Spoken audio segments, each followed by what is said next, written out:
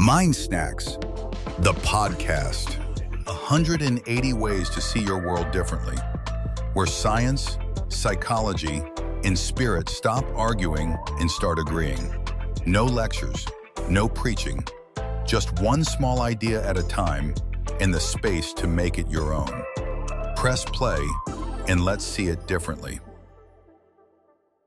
What if I told you that the reality you are experiencing right this very second, the room you were sitting in, the sounds you were hearing, even the device you were listening to, isn't actually happening around you in the way you think it is? It's wild to think about. Your brain is literally locked inside a dark, silent vault of bone. Right. It has zero direct access to the outside world. None.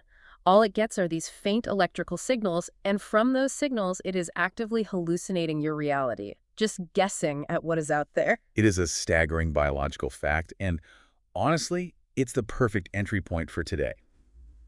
Welcome back to episode 3 of the MindSnacks podcast series. So glad to be back. And if you have been following along with us, you know this is a continuing journey. Yeah, in our first episode, we looked at how this book bridges that supposedly unbridgeable gap between hard science, soft science, and spirituality. Right. And then in our second episode, we explored the architect mindset, that really vital shift from, passively hoping the universe takes care of you to actively building your own reality. Which is such an important progression, because if you have already accepted that you are the builder of your reality, the natural next question has to be, well, how do you actually view your raw materials? Exactly. If reality is reaching us through a filter that we constructed ourselves, how much control do we actually have over what gets through? Which brings us to the core theme of today's conversation, the 180-degree mind. We are exploring how the meaning of an event is almost never located in the event itself.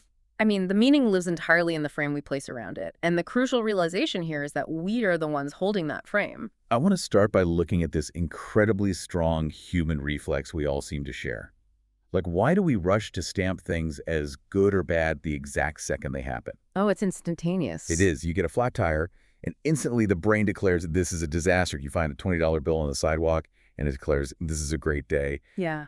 It feels like we are completely intolerant of just letting an event simply be an event. Well, we rush because the human brain fundamentally despises ambiguity. I mean, evolutionarily speaking, uncertainty was dangerous. That makes sense. So we carry around this vast, invisible library of past experiences, and our belief systems use that library to force certainty onto ambiguous situations.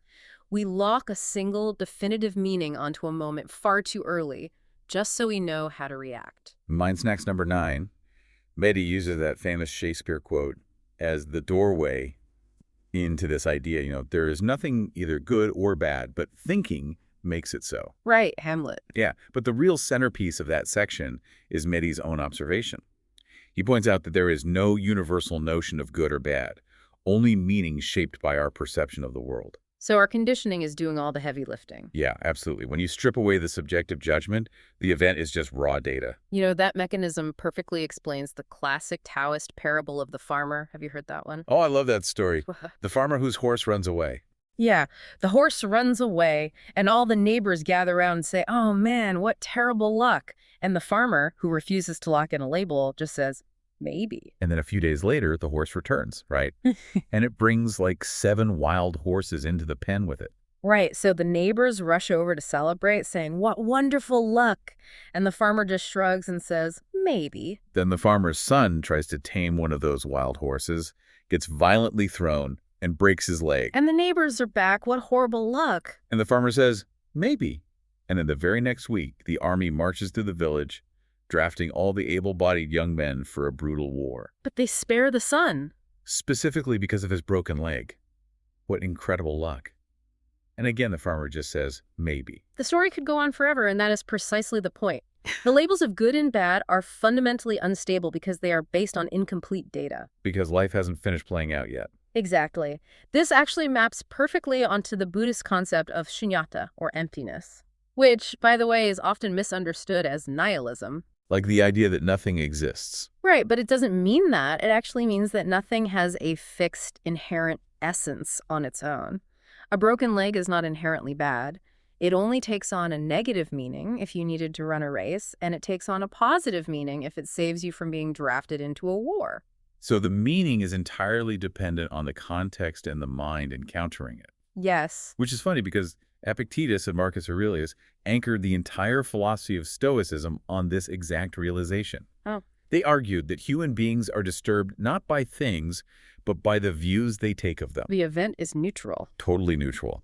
The psychological distress comes entirely from your estimate of the event. It is a remarkable consensus when you think about it. You have ancient philosophy and ancient spirituality pointing to the exact same cognitive mechanism. Okay, I follow the logic here. Holding back judgment and waiting to see how things play out sounds incredibly wise. It does. But I need to push back on how practical this is when the pain is acute. Okay, go for it. When you are going through something that genuinely hurts, you lose a career you loved, a marriage falls apart, someone you care about gets sick. Isn't this framework just telling people to put a positive spin on a terrible situation? I see what you mean. Because to me, that risks sliding right into toxic positivity, which really just feels like gaslighting yourself. That is a critical distinction to make, and honestly, it is a trap a lot of modern self-help falls into.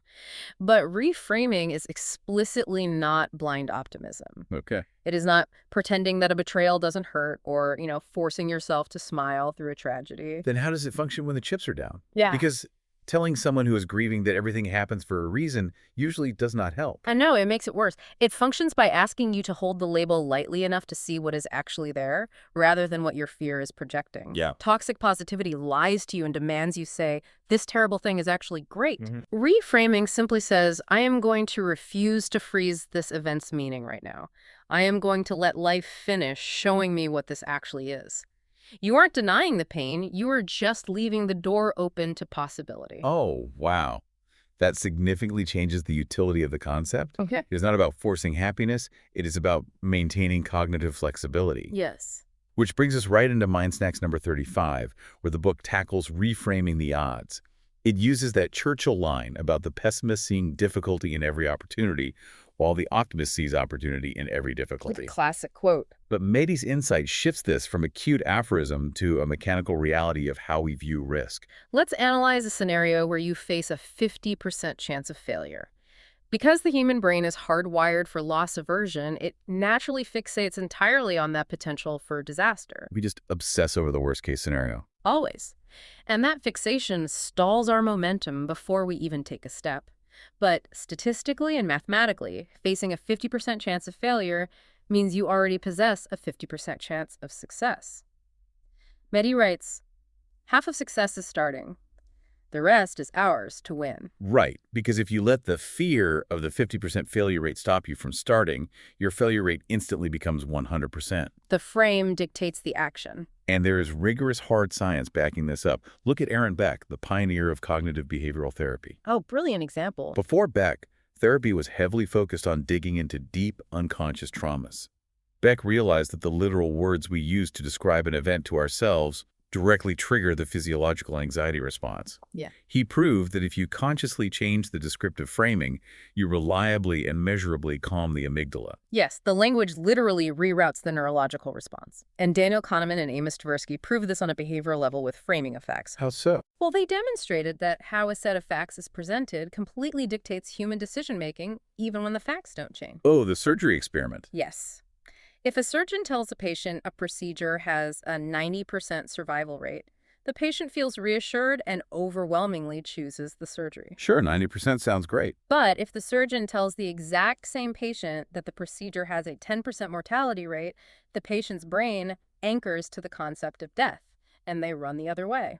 Even though the statistical reality is completely identical. The frame is the only variable that changed. That tendency to drop an anchor based on our very first impression is exactly what is explored in MindSnacks number 18.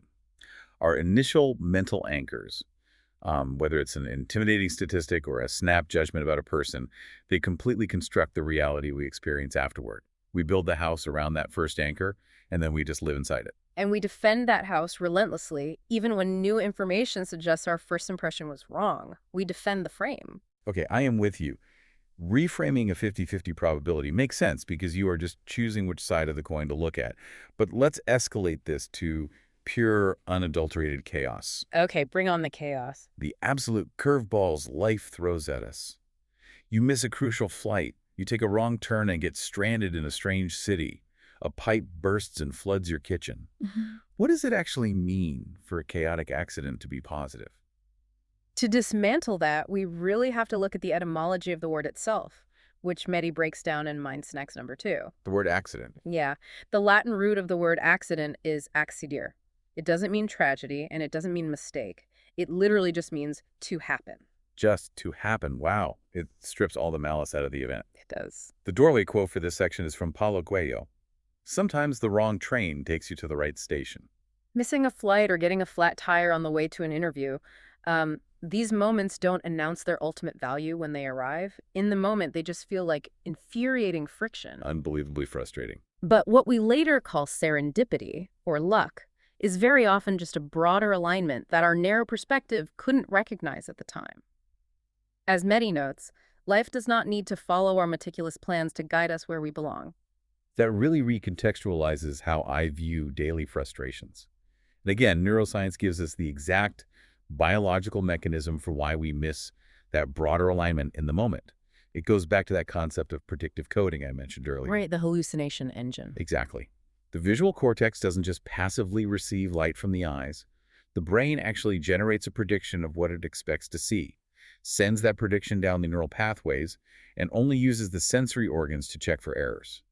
We quite literally see our brain's best guess of the world, heavily weighted by our expectations. And that biological guessing game is filtered through the reticular activating system, or the RAS. Okay, what is the RAS doing? It's a dense bundle of neurons at the base of your brainstem, and its entire job is to be the bouncer for your conscious mind. Your senses are taking in millions of bits of data every second, which would overwhelm your conscious brain instantly. We'd short circuit. We really would. So the RAS quietly decides what tiny fraction of that data actually gets a VIP pass into your awareness. Oh, this is the biological engine behind the red car phenomenon. Yes. You decide you want to buy a red car, and the very next day, you see red cars on the highway, in the grocery store parking lot, everywhere. The universe didn't magically manufacture more red cars overnight. They were always there, surrounding you. You just tuned your RAS to let them through the filter. For sure. So if your RAS is tuned to the frequency of "this missed flight is an unmitigated disaster," it will actively filter out anything that contradicts that narrative. You will only notice the oppressive heat in the terminal, the uncomfortable chair, and the lost time.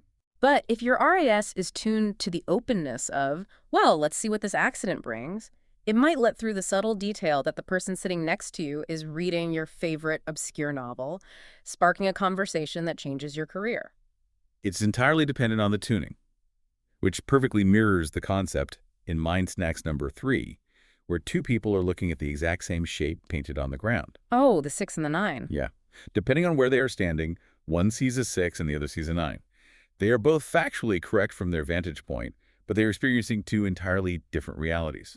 Or how in MindSnacks number 150, we confront our MWELT limits. The sensory window limit. Right, the humbling reality that we only ever experience the universe through our incredibly narrow, species-specific sensory window. We are functionally blind to most of reality. Which is exactly why rushing to label an event bad based on our tiny sliver of perception is almost comically arrogant. We simply cannot see enough of the board to make that call. Okay, I am tracking with the science, and I see how powerful this reframing is for human resilience. But I have to step back and play devil's advocate for a second to synthesize all this. Let's do it. If meaning is just something we assign, and our brains are constantly hallucinating and filtering out data, isn't reality whatever we arbitrarily decide it is? Doesn't the whole concept fall apart into delusion if we take it to the extreme? If I fall off a ladder and break my leg, the bone is broken, I can't reframe my way out of a cast? That is the vital reality check here, and it is a crucial distinction. This philosophy is absolutely not about denying physical reality. Facts exist. The train undeniably left without you. The bone is fractured. The bank account has $0 in it. But we don't actually interact with the raw fact. What our consciousness holds is the frame we wrap around that fact. The physical event is entirely out of our hands, but the psychological meaning is entirely in ours. So we aren't pretending the concrete walls of the building don't exist. We are just choosing the lighting and the furniture in the room. That is a great way to look at it. This is the core pillar of constructivism in psychology. Meaning isn't some objective artifact you discover out in the wild. It is constructed brick by your own mind. Think of a large family sitting down for dinner. Right. You have one physical table, one specific meal, but the mother's reality is consumed by a stressful evaluation of how the roast turned out. The father's reality is entirely focused on a political news story he just read. And the teenager's reality is a high-stakes social crisis happening silently on their phone under the table. Exactly. And the toddler's reality is purely sensory, fascinated by the texture of squished peas. That is, 4 entirely distinct, fiercely real universes occurring simultaneously around the exact same physical table. Because there is no objective, overhead camera view of life that we can access. Everyone is watching their own localized broadcast. Right. Philosophers call this phenomenology. It suggests that there is no view from nowhere. We are always already inside a frame. Every judgment, every fear, every joy is experienced through a lens of our own making. And what blows my mind is that spiritual traditions have been pointing to this for thousands of years. In Hindu philosophy, there is the concept of Maya. Which is usually translated as illusion, right? Yes, which makes it sound like a magic trick.